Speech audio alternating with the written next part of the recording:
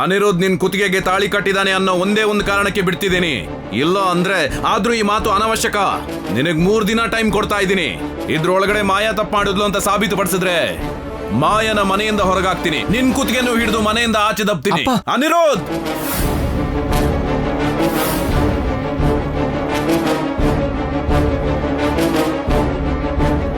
ಮಾಯಾಗ್ ಅನ್ಯಾಯ ಆಗಿದೆ ಅಂತ ಸಾಬೀತಾದ್ರೆ ಮಾಯಾ ಕೊರಳಿಗೆ ನೀನು ತಾಳಿ ಕಟ್ಟಬೇಕಾಗತ್ತೆ ಅಷ್ಟೇ.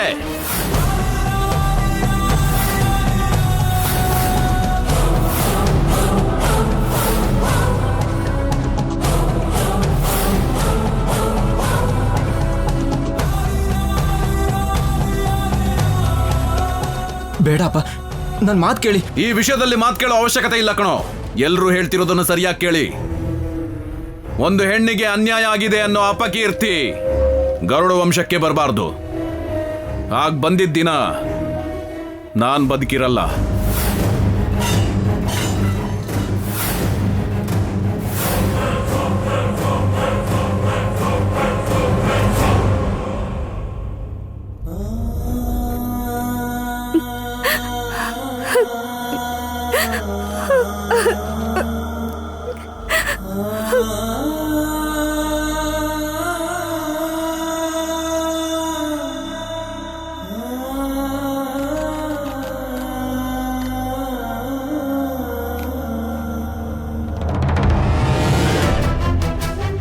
ಇದು ಟ್ರೇಲರ್ ಅಷ್ಟೇ.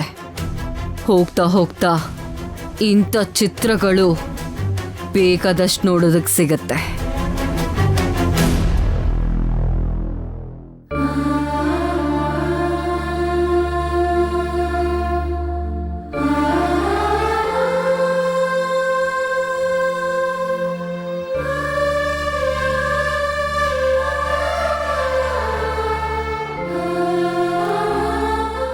ನಾಗಮ್ಮ, ನನಗೆ ಕಷ್ಟ ಬಂದ ಪ್ರತಿ ಸಲನೂ ನನಗೆ ರಕ್ಷಣೆ ಕೊಡ್ತಿದ್ದೆ. ಜೊತೆ ಇದ್ದು ಅನಿರುದ್ಧ್ ಜೊತೆ ನನ್ನ ಮದುವೆ ಮಾಡಿಸ್ದೆ. ನಮ್ಮಮ್ಮನ ಕೋರಿಕೆಯನ್ನು ತೀರಿಸ್ದೆ. ಅನಿರುದ್ಧ್ ನನಗ್ ಸಿಕ್ದ ಅಂತ ಖುಷಿ ಪಡೋಷ್ಟ್ರಲ್ಲಿ ನನ್ನಿಂದ ದೂರ ಆಗ್ತಾನೆ ಅನಿಸ್ತಿದೆ. ನನ್ನ ಕುಟುಂಬನ ಬದಲಾಯಿಸೋಣ ಅಂತ ಬಂದೆ. ಕಡೆಗೆ ಆ ಕುಟುಂಬದಲ್ಲಿ ಮನುಷ್ಯರೇ ಬದುಕ್ತಾ ಇಲ್ಲ. ಹೆಜ್ಜೆ ಹೆಜ್ಜೆಗೂ ಕಾಪಾಡ್ತಾ ಇದ್ದಿದ್ ನೀನೆ ಹೀಗ್ ಮೌನವಾಗಿದ್ರೆ ನಾನು ಯಾರ ಹತ್ರ ಹೇಳ್ಕೊಳ್ಳಿ? ಯಾವ್ದೇ ಹುಡುಗಿ ಆದ್ರೂ ಅವಳು ಹೋಗಿದ್ ಮನೆ ಚೆನ್ನಾಗಿರ್ಬೇಕು ಅನ್ಕೋತಾಳೆ. ಅದಷ್ಟೇ ಹೊರತು ಹೋದ್ ಮನೆ ನಾಶ ಆಗ್ಬಾರ್ದು. ಇದನ್ನೆಲ್ಲ ನಾನು ನೋಡೋದಕ್ಕಿಂತನೂ ನನ್ ಪ್ರಾಣನ ನೀನ್ ತಗೊಂಡ್ಬಿಡಮ್ಮ. ನನ್ ಬದುಕಿದ್ದು ಯಾವ ಪ್ರಯೋಜನನೂ ಇಲ್ಲ. ತಗೊಂಡ್ಬಿಡು, ತಗೊಂಡ್ಬಿಡು.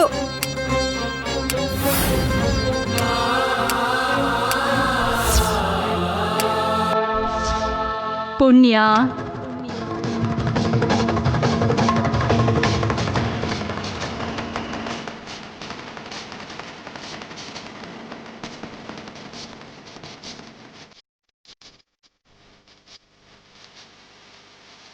ಪುಣ್ಯ, ನಡೆಯುವಂಥ ಯಾವ ಕಾರ್ಯನೂ ಹೇಳಬಾರ್ದು. ಅದು ವಿಧಿ ನಿಯಮ. ಅಂದ್ರೆ ಮಾಡದೇ ಇರೋ ತಪ್ಪಿಗೆ ನಾನು ಬಲಿ ಆಗ್ಬೇಕಾ? ಶಿಕ್ಷೆ ಅನುಭವಿಸ್ಲೇಬೇಕಾ? ನಂಗೆ ಬೇರೆ ದಾರಿನೇ ಇಲ್ವಾ? ಮಾಯಾ ಯಾರೂ ಅಲ್ಲ, ತನ್ನ ತಂದೆ ತಾಯಿನ ಬಲಿ ತಗೊಂಡವ್ರನ್ನ ನಾಶ ಮಾಡೋದಕ್ಕೆ ಬಂದಿರೋ ಇಚ್ಛಾಧಾರಿ ನಾಗಿಣಿ. ಅಷ್ಟೇ ಅಲ್ಲ, ಅನಿರುದ್ಧನ ಹೇಗಾದ್ರೂ ಮದುವೆಯಾಗಿ ತನ್ನ ಲೋಕಕ್ಕೆ ಕರ್ಕೊಂಡು ಹೋಗ್ಬೇಕು ಅಂತ ಮಾಯಾ ಪ್ರಯತ್ನ ಮಾಡ್ತಿದ್ದಾಳೆ. ನನ್ನ ಕುಟುಂಬನ ಅನಿರುದ್ಧನ ಮಾಯನಿಂದ ಕಾಪಾಡ್ಕೋಬೇಕು ಅಂದ್ರೆ ನಾನು ಏನ್ ಮಾಡ್ಬೇಕು ಹೇಳಮ್ಮ? ಅದಕ್ಕೆ ಒಂದೇ ಒಂದು ದಾರಿ. ವರ್ಮ ಭದ್ರ ಕದ್ದಿರೋಂಥ ನಾಗರಾಣಿ ಕೊರಳಲ್ಲಿದ್ದ ಪಂಚಮುಖಿ ಹಾರನ ವಾಸುಕಿಗೆ ಸಮರ್ಪಿಸಿದ್ರೆ ಮಾಯೆಯ ಇಚ್ಛಾಧಾರಣಿ ರೂಪ ಹೋಗುತ್ತೆ. ನಾಗಲೋಕದಿಂದ ಕರೆ ಬರುತ್ತೆ. ಆದ್ರೆ ನನ್ ಮಾಯನ ಎದುರ್ಸಕ್ಕಾಗತ್ತಮ್ಮ? ಕಣ್ಣೀರ್ ಹಾಕ್ತಾ ನೋವು ಪಡ್ತಾ ಇದ್ರೆ ಏನನ್ನೂ ಸಾಧಿಸೋದಕ್ಕಾಗಲ್ಲ. ಗಟ್ಟಿಯಾದ ಧೈರ್ಯದಿಂದ ಗೆಲುವು ನಿನ್ನದೇ ಅಂತ ನಾಳೆ ಧೈರ್ಯದಿಂದ ಮಾಯನ್ ಮುಂದೆ ಹೋಗು.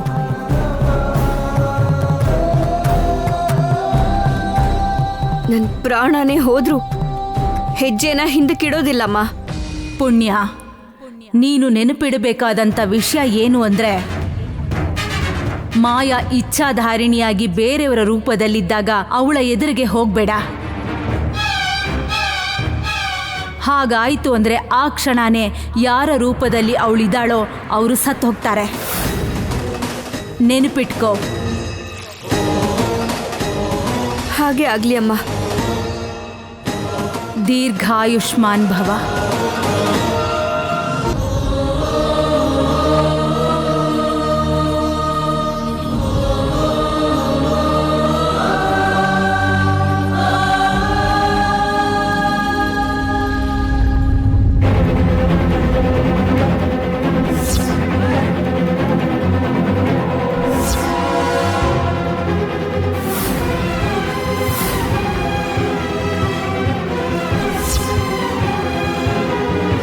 ಮಾಯಾಗ ಅನ್ಯಾಯ ಆಗಿದೆ ಅಂತ ಸಾಬೀತಾದ್ರೆ ಮಾಯಾ ಕೊರಳಿಗೆ ನೀನು ತಾಳಿ ಕಟ್ಟಬೇಕಾಗತ್ತೆ.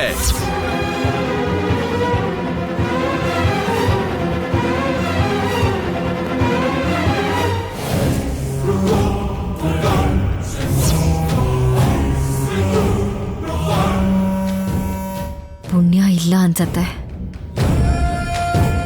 ಅನಿರುದ್ಧ್ಗೆ ಹೇಗಾದ್ರೂ ಮಾಡಿ ಹತ್ರ ಆಗ್ಬೇಕು. ಅನಿರುದ್ಧ್ ಕೈಯಿಂದ ಕೈ ತುತ್ತು ಹಾಕಿಸ್ಕೋಬೇಕು. ಅನಿರುದ್ಧ್, ನಿನ್ ಕೈಯಾರೆ ಕೈ ತುತ್ತು ತಿನ್ಸೋದಕ್ಕೆ ರೆಡಿ ಆಗಿರೋ.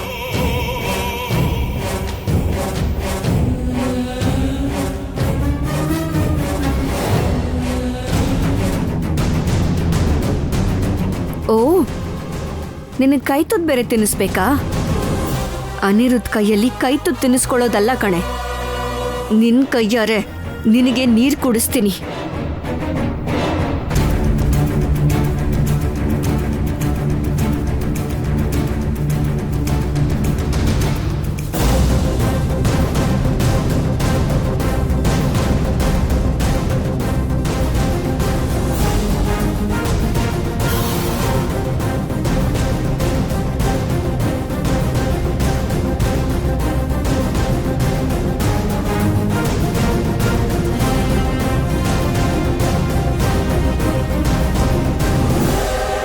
ಅಮ್ಮ ಮಾಯಾ, ಸ್ವಲ್ಪ ಕುಡಿಯಕ್ಕೆ ನೀರು ತಗೊಂಡ್ ಬಾ ಅಮ್ಮ. ಸರಿ ಆಂಟಿ.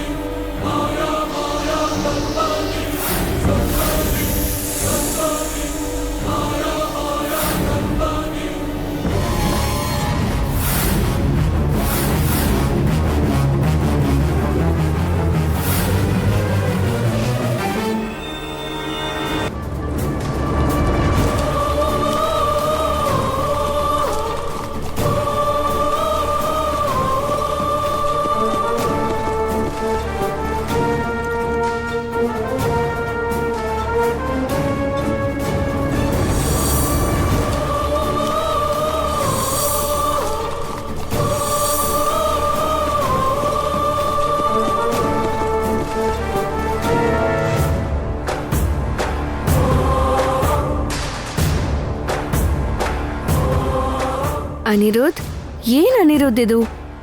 ಊಟ ಮಾಡದೆ ಏನ್ ಯೋಚನೆ ಮಾಡ್ತಿದ್ಯಾ? ನೀನ್ ಯಾವ ತಪ್ಪು ಮಾಡಲ್ಲ, ಆ ನಂಬಿಕೆ ನನಗಿದೆ. ಯಾರ್ ನಂಬಿದ್ರು ನಮ್ದೇ ಹೋದ್ರು ನಾನ್ ನಂಬ್ತೀನಿ, ಸರಿನಾ? ಅಪ್ಪಬ್ಬಬ್ಬಬ್ಬಬ್ಬ, ಎಷ್ಟು ನಾಟಕ ಆಡ್ತೀಯ ಮಾಯಾಂಗಿ ಮಾಯಾ.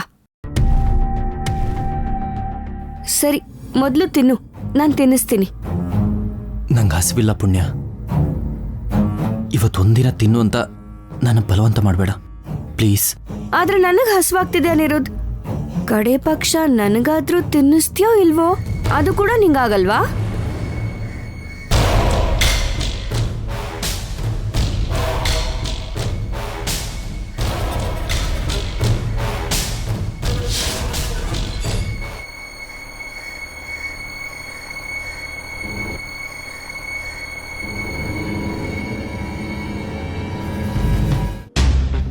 ತಿನ್ನು, ಚೆನ್ನಾಗಿ ತಿನ್ನು. ಮೊದಲನೇ ತುತ್ತಿಗೆ ನಿನಗ್ ನಾಗಲೋಕ ಕಾಣಿಸುತ್ತೆ.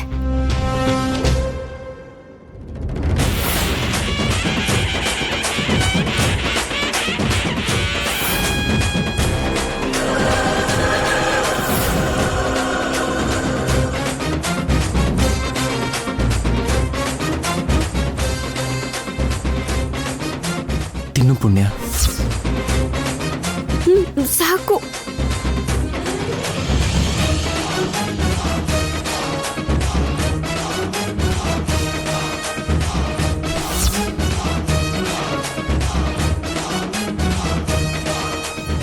ಹೌದು, ಈಗ ನಾನು ಅನಿರುದ್ಧ್ ಪಕ್ಕ ಹೋಗಿ ಅಲ್ಲಿರೋದ್ ನಾನಲ್ಲ ಅಂತ ನಿರೂಪಿಸಿದ್ರೆ? ಬೇರೆಯವರ ರೂಪದಲ್ಲಿದ್ದಾಗ ಅವಳು ಎದುರಿಗೆ ಹೋಗ್ಬೇಡ. ಹಾಗ್ ಮಾಡಿದ್ರೆ ಅವಳು ಯಾರ ರೂಪದಲ್ಲಿದ್ದಾಳೋ ಅವರು ತಕ್ಷಣ ಸತ್ತು ಹೋಗ್ತಾರೆ.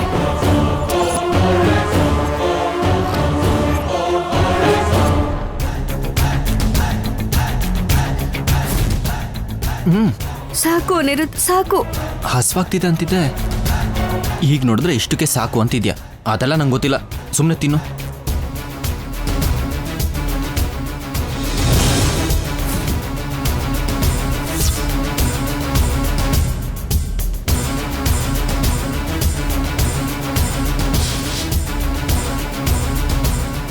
ನೀನು ಇಲ್ಲೇ ಇರು, ನಾನು ಹೋಗಿ ಕೈ ತೊಳ್ಕೊಂಬರ್ತೀನಿ.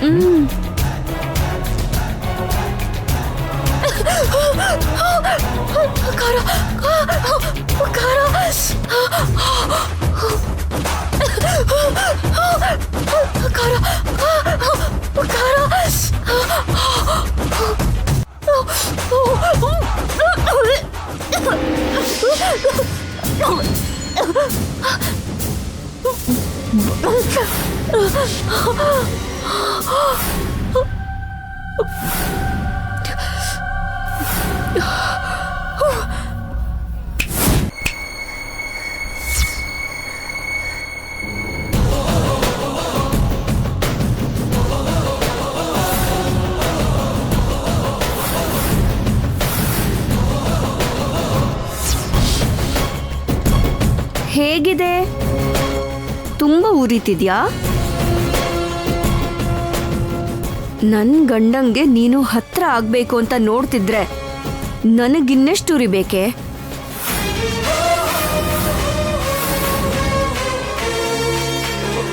ಇದುವರೆಗೂ ನೀನ್ ಮಾಡಿರೋ ಎಲ್ಲ ವಿಷಯಗಳು ನನಗ್ ಗೊತ್ತಿದೆ. ನೆನ್ನೆವರೆಗೂ ಅಯ್ಯೋ ಪಾಪ ಅನ್ಕೊಂಡು ನಿನ್ ಬಗ್ಗೆ ಗೊತ್ತಿಲ್ದೆ ಕರುಣೆ ತೋರಿಸ್ಬಿಟ್ಟಿದ್ದೆ. ಆದ್ರೆ ಈ 2 ದಿನದಲ್ಲಿ ನಿನ್ನಷ್ಟಕ್ಕೆ ನೀನೇ ಹೊರಟು ಹೋಗೋ ಹಾಗೆ ಮಾಡ್ತೀನಿ, ನೋಡ್ತಾ ಇರು.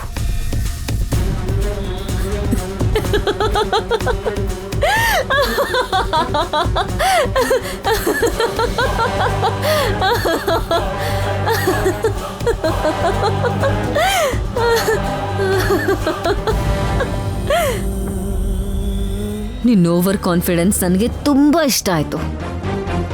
ನೀನ್ ಹೀಗೆ ಕನ್ಸ್ ಕಾಣ್ತಾನೇ ಇರು. ನಾನು ಬಂದಿದ್ದ ಕೆಲಸ ಮುಗಿಸ್ಕೊಂಡು ಅನಿರುದ್ಧನ ನನ್ನವನಾಗ್ ಮಾಡ್ಕೊಂಡು ಕರ್ಕೊಂಡು ಹೋಗದೆ ಇದ್ರೆ ನನ್ನ ಹೆಸರು ಮಾಯನೇ ಅಲ್ಲ. ನೋಡೋಣ.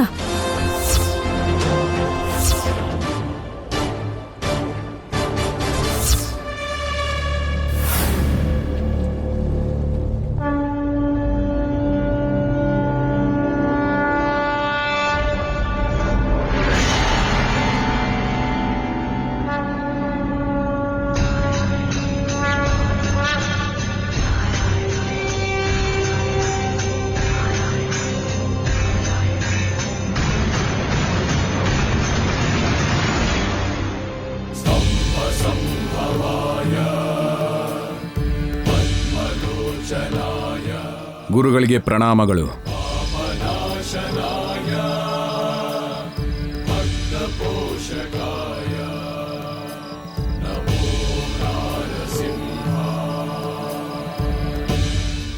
ದೀರ್ಘಾಯುಷ್ಮಾನ್ ಭವ. ಈ ಕೂಡಲೇ ಬರಕ್ಕೆ ಕೇಳಿದ್ರಿ, ಏನಾದರೂ ವಿಷಯ ಇದೆಯಾ ಸ್ವಾಮಿ? ನಾಗನಿಧಿ ಬಗ್ಗೆ ಏನಾದರೂ ಗೊತ್ತಾಯ್ತಾ? ಗರುಡ ವಂಶದವರಿಗೆ ಯಾವ ರೀತಿನೂ ತೊಂದರೆ ಇಲ್ವಲ್ಲ ಸ್ವಾಮಿ? ಮೊದಲು ವೈನತೆಯನ ಆಶೀರ್ವಾದ ತಗೋ ವರ್ಮ.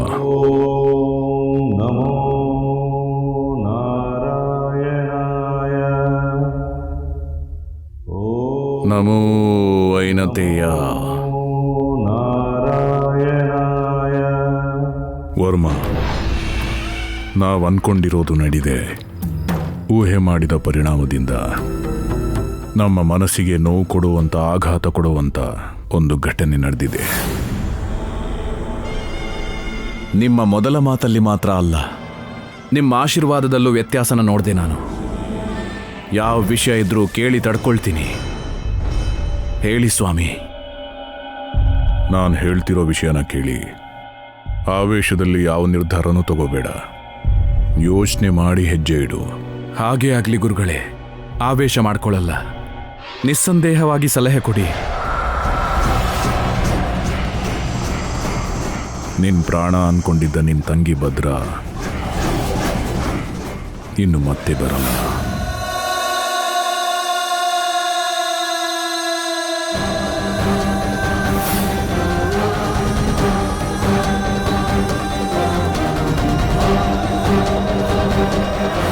ಏನ್ ಗುರುಗಳೇ ನೀವು ಹೇಳ್ತಿರೋದು? ಭದ್ರ ಶಾಶ್ವತವಾಗಿ ಮತ್ತೆ ಬರ್ದೇ ಇರೋ ಜಾಗಕ್ಕೆ ಹೋಗಿದ್ದಾಳೆ. ನಾಗಗಳು ಬಲಿ ತಗೊಂಡಿದ್ದಾವೆ.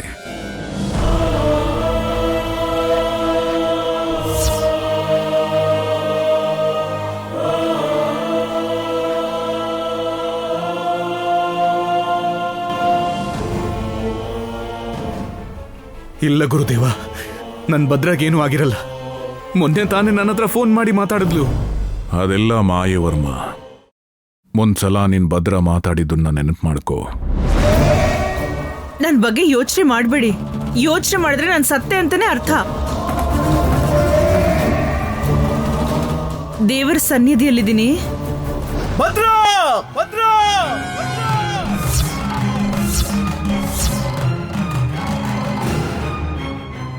ಗುರುಗಳೇ, ನನ್ನ ತಂಗಿಯ ಮಾತಿನ ಒಳ ಅರ್ಥ ಈಗ ಅರ್ಥ ಆಯ್ತು. ಪ್ರಾಣಕ್ಕಿಂತ ಹೆಚ್ಚಾಗಿ ಪ್ರೀತಿಸೋ ನನ್ನ ತಂಗಿನ ದೂರ ಮಾಡಿರೋ ಯಾವ ನಾಗ ಜಾತಿಗಳನ್ನು ನಾನು ಸುಮ್ಮನೆ ಬಿಡಲ್ಲ. ಆವೇಶ ಪಡಬೇಡ ವರ್ಮ. ನೀನು ಅನ್ಕೊಂಡಿರೋ ಹಾಗೆ ಸಾಮಾನ್ಯ ನಾಗ ಅಲ್ಲ ಅದು. ಸೇಟನ್ನ ಕೂಡ ಬಲಿ ತಗೊಂಡಿದೆ.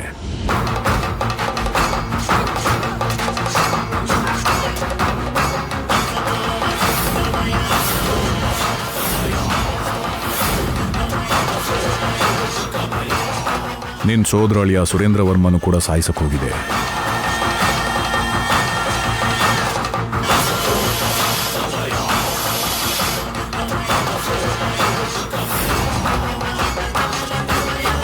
ಸೇಡ್ ಇಟ್ಕೊಂಡಿರೋ ನಾಗ ಸೇಡ್ ತೀರಿಸ್ಕೊಳ್ಳೋವರೆಗೂ ಬಿಡಲ್ಲ.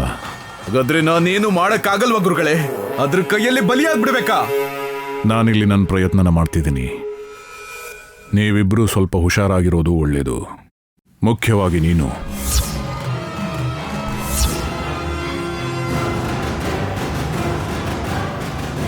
ಹೋಗಿ ಬರ್ತೀನಿ. ಆಯುಷ್ಮಾನ್ ಭವ.